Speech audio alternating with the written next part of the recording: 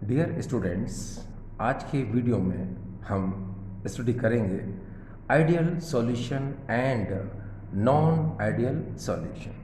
ठीक, आपकी mobile screen पर जो डायग्राम नज़र आ रहा है ये देखिए,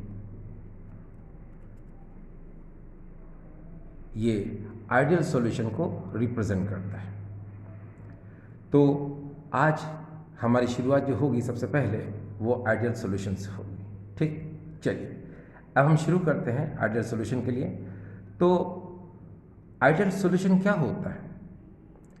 those solutions which obeys Raoult's law over entire range of temperature and concentration is called ideal solution.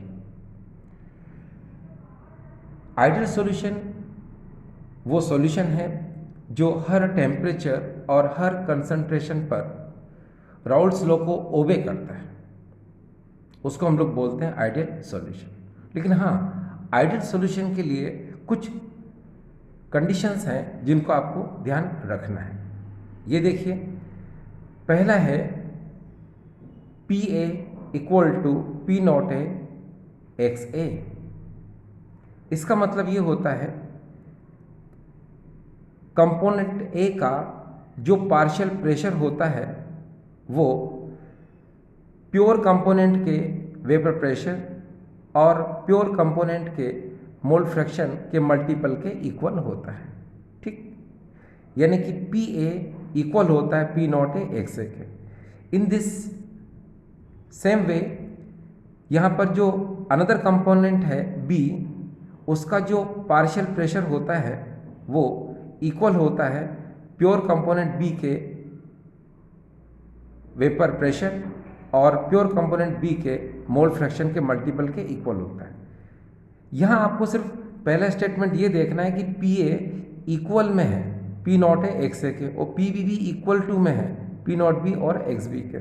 ठीक, तो ये आइडियल सॉल्यूशन की कंडीशन है। अब देखिए, अगर हम नेक्स्ट देखें यहाँ पर del H mixing equal to zero, तो यहाँ del H mixing equal to zero का मतलब होता है कि neither release energy nor absorb energy. यानी कि del H mixing equal to zero का मतलब होता है कि इस फिनोमिना में, इस प्रोसेस में एनर्जी ना तो रिलीज होगी ना एनर्जी एब्जॉर्ब होगी। मीन्स ना ये एंडोथर्मिक प्रोसेस क्रिएट करेगा और ना ही ये एंडोथर्मिक प्रोसेस क्रिएट करेगा। ठीक है, ना इसमें एक्सोथर्मिक प्रोसेस होगी और ना ही इसमें एंडोथर्मिक प्रोसेस होगी। आगे del V mixing equal to zero, इसका मतलब होता है नो इंक्रीज और डिक्रीज वॉल्यूम ऑफ सॉल्यूशन। इसमें क्या होता है कि सॉल्यूशन का जो वॉल्यूम होता है वो कांस्टेंट होता है।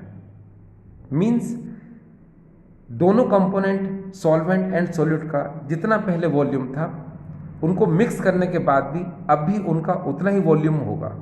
यानी कि वॉल्यूम क्या है इसके अंदर? ज़ीरो, यानी कांस्टेंट। ठीक, next no bond making and breaking, यानी कि इस सॉल्यूशन को जब बनाया जाता है तो उसमें किसी भी तरह से न तो बॉन्ड का फॉर्मेशन होता है और न बॉन्ड की ब्रेकिंग होती है।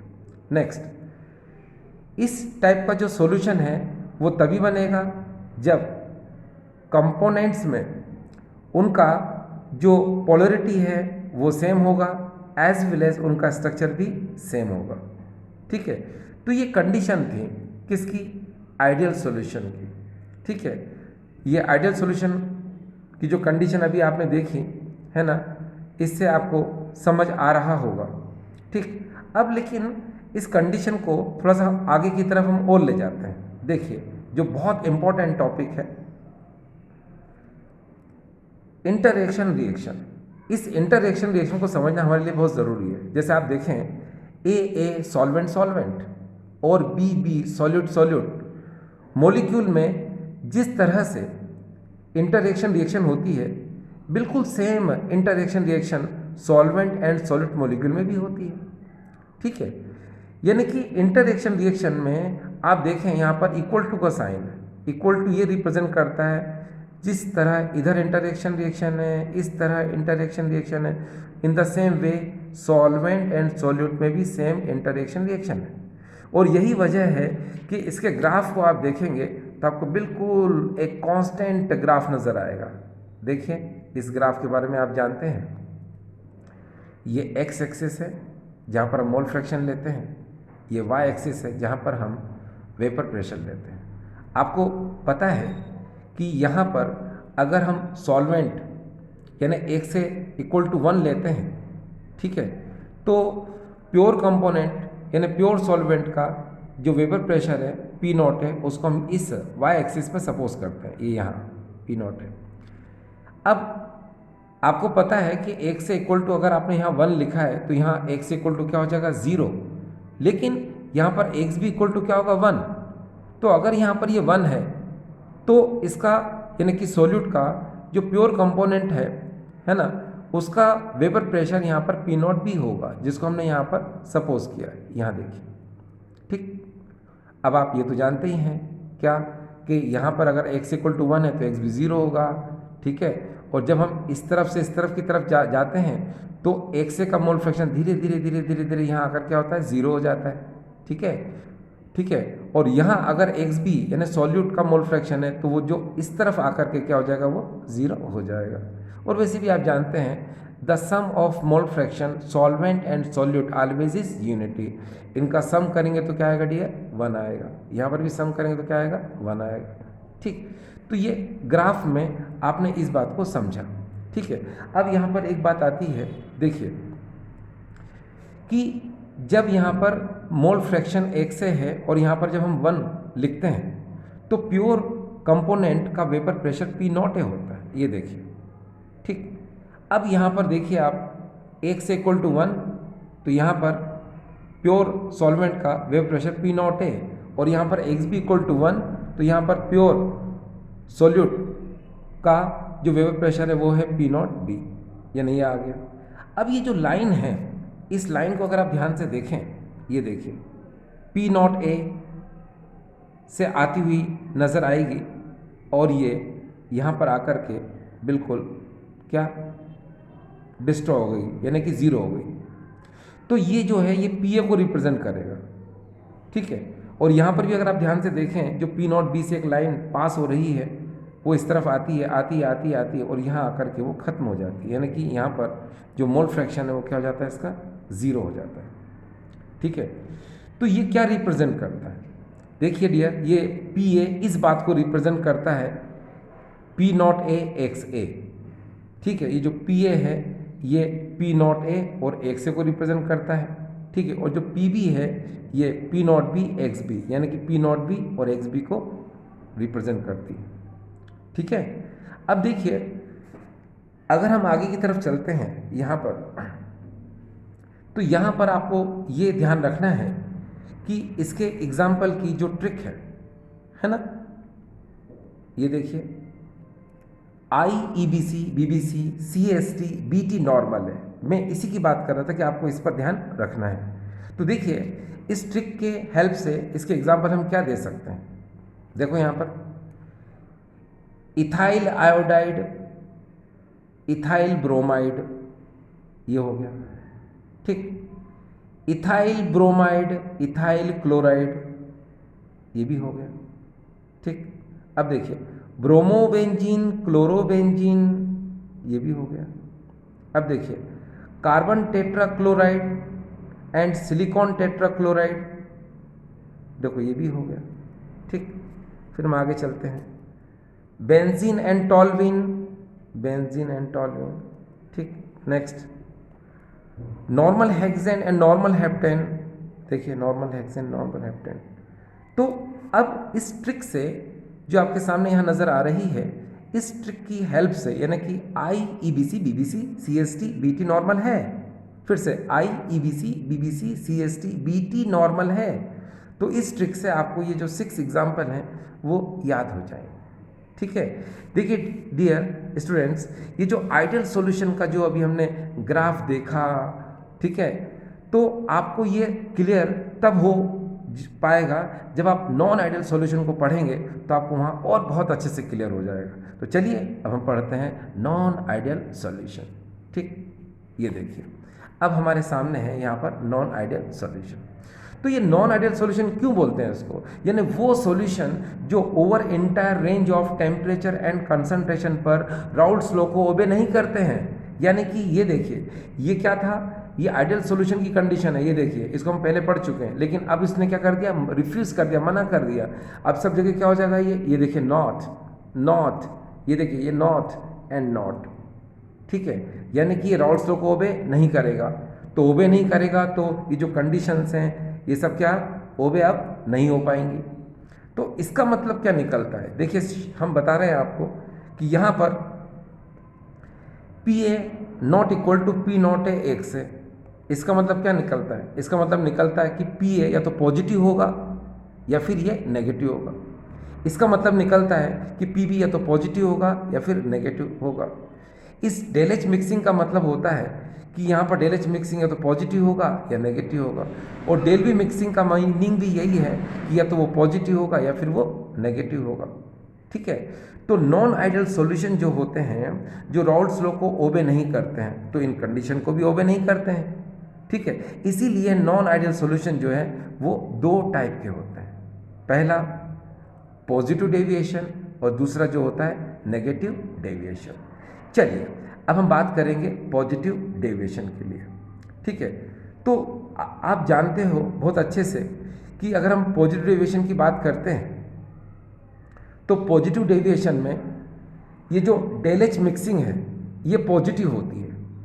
तो डेल एच मिक्सिंग अगर पॉजिटिव है इसका मतलब इसमें एंडोथर्मिक प्रोसेस होगी और ये एनर्जी को एब्जॉर्ब करेगा, ठीक।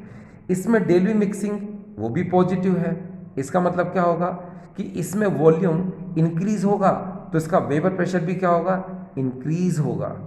अब आप इस चीज़ को ग्राफ से देख सकते हैं, ये देखिए इस ग्राफ में अगर आप ध्यान से देखें तो आपको पता है कि ये जो डॉटेड लाइन है ये आइडियल सॉल्यूशन और आइडियल सॉल्यूशन के ग्राफ को बताती हैं, ठीक है। और यहाँ पर अगर आप ध्यान से देखें पी नॉट ए और पी नॉट बी के बीच में, तो ये आइडियल वेपर प्रेशर है यहाँ पर, ठीक है। तो पॉजिटिव डेविएशन में क्या होता है कि यहाँ पर ये जो कर्व है ये इस लाइन से ऊपर की तरफ जाता है, ये देखिए, ठीक है। यहाँ पर भी देखिए ये जो डॉटेड लाइन है इससे ऊपर की तरफ ग्राफ ये कर्व जा रहा है, यहाँ पर भी डॉटेड लाइन से ऊपर की तरफ ये कर्व जा रहा है। तो ये इस बात को इंडिकेट करता है कि यहाँ पर क्या कि पी ए की वैल्यू जो है वो ज़्यादा है, यहाँ पर पी बी की वैल्यू ज़्यादा है और यहाँ पर सॉल्यूशन का वेपर प्रेशर वो भी ज़्यादा है, ठीक है। एक बार फिर से पी ए यहाँ पर ग्रेटर शो कर रहा है आइडियल से, यहाँ पर भी पी बी जो है वो आइडियल से ग्रेटर शो कर रहा है, और यहाँ पर जो सॉल्यूशन का जो वेपर प्रेशर है जो कि सम होता है P A plus P B, ये भी जो आइडियल वेपर प्रेशर है उससे ज़्यादा को इंडिकेट करता है, इसीलिए हम इसको बोलते हैं पॉजिटिव डेविएशन, ठीक। और ये पॉजिटिव डेविएशन का क्या था, ग्राफ था, ठीक। अब यहाँ पर एक बात और देखिए आप, हम बिकॉज पॉजिटिव डेविएशन पढ़ रहे हैं तो उसी की बात करेंगे। देखिए यहाँ पर ये है इंटरएक्शन रिएक्शन। इस इंटरएक्शन रिएक्शन में आप देखेंगे कि जिस तरह ए सॉल्वेंट सॉल्वेंट और बी सॉल्यूट सॉल्यूट के बीच में इंटरएक्शन रिएक्शन होती है, वैसी इंटरएक्शन रिएक्शन सॉल्वेंट और सॉल्यूट में नहीं हो पाती, ठीक है। इनके बीच में जो बॉन्डिंग होती है वो क्या वीक रहती है, ठीक है। अब वीक अगर रहेगी तो क्या होगा, मैं कह रहा हूँ यहाँ पर कि सॉल्वेंट एंड सॉलिड के बीच में intermolecular force of attraction weak रहता है, यानी कि इंटरएक्शन रिएक्शन इसमें वीक रहती है। तो वीक रहने की वजह से क्या होगा, इनका वॉल्यूम इंक्रीज हो जाता है, और वॉल्यूम इंक्रीज होने से वेपर प्रेशर बढ़ जाता है, और वेपर प्रेशर बढ़ने से आप ज़रा देख रहे हैं यहाँ पर, ये देखो ये ग्राफ में हमें इस तरह नज़र आता है, ये देखिए जो डार्क आप ब्लैक लाइन देख रहे हैं ये इंक्रीज वेपर प्रेशर को शो कर रहा है, इधर भी और ये इस तरफ भी, क्लियर। अब हम बात करेंगे इसके एग्जाम्पल की, खासकर पॉजिटिव डेविएशन के एग्जाम्पल की। तो आपके सामने ट्रिक है यहाँ पर, ये देखिए एसीटोबेन चस्तु वाइन, ठीक है। तो ये जो ट्रिक है इस ट्रिक से आप सारे के सारे इसके जो एग्जाम्पल होते हैं वो क्लियर होंगे। देखिए एसीटोबेन चस्तुवाइन है तो इसका मतलब ये होता है कि आप 3 बार एसीटोन को लिख लो। ये देखिए CH3 COCH3 one time, CH3 COCH3 second time and CH3 COCH3 this is the third time. यानी कि एसीटोमेन चस्तुवाइन में जो एसीटो है वो एसीटोन है, इसको आपने 3 बार लिख लिया। फिर देखिए आगे क्या है, बेन, बेन का मतलब होता है बेंजीन। फिर चस्तु, चस्तु मतलब ये देखिए चस्तु मतलब चस्तु यानी कि कार्बन डाइसल्फाइड, और वाइन का मतलब dear you know very well C2H5OH। तो देखिए इस ट्रिक से एसीटोबेन चस्तुवाइन से आपको इसके जो तीनों एग्जाम्पल है वो आपको याद हो जाएंगे। ठीक, अब हम बात करेंगे नेगेटिव डेविएशन की। तो डियर स्टूडेंट देखिए नेगेटिव डेविएशन में क्या होगा, देखो अब हम बात करेंगे जब नेगेटिव डेविएशन की तो आपको सिर्फ नेगेटिव पर जो है कंसीडर करना है। जैसे यहाँ पर PA जो है वो है ना नेगेटिव होगा, ठीक, PB भी नेगेटिव होगा, डेल H मिक्सिंग भी नेगेटिव होगी और डेल V मिक्सिंग भी यहाँ पर नेगेटिव होगी।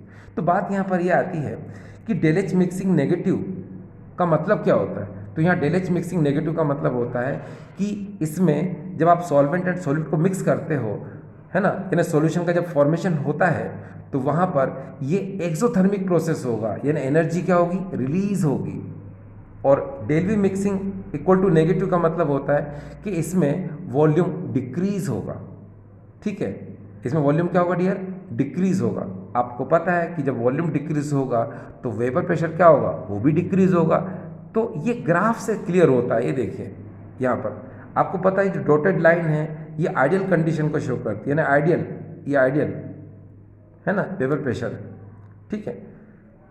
और यहाँ पर जब हम नेगेटिव डेविएशन की बात करते हैं तो अभी हमने आपको बताया कि यहाँ पर डेल V मिक्सिंग में है ना, जो डेल V मिक्सिंग है वो नेगेटिव है।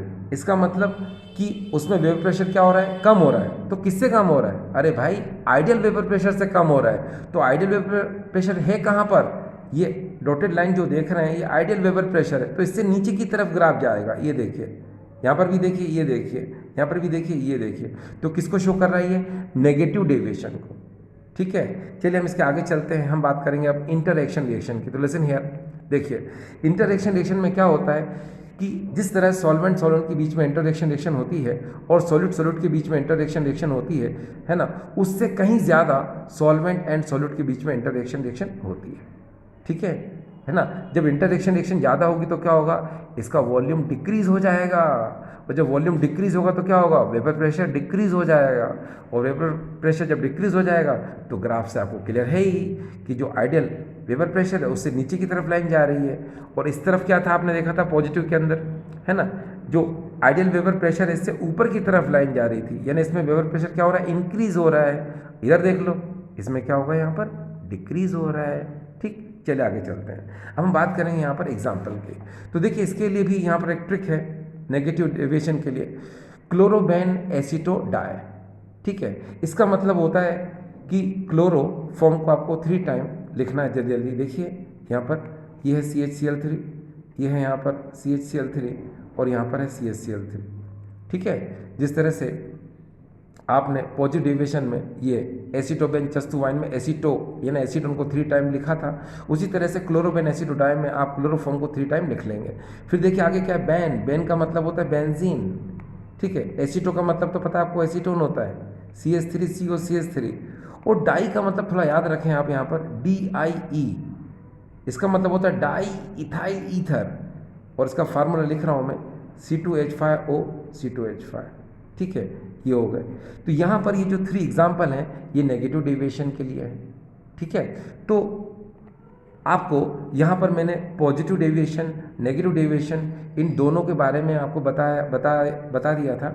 और दूसरी बात ये भी है कि इससे पहले मैंने एक वीडियो बनाया था, उसमें पॉजिटिव और नेगेटिव डेविएशन में डिफरेंस उसको क्लियर किया था, तो आपको वहाँ से भी सीखने को मिल जाएगा या नहीं देखने को मिल जाएगा। तो आई थिंक कोई प्रॉब्लम नहीं है ना, आप ध्यान देंगे तो समझ में आ जाएगा। ठीक है, थैंक यू।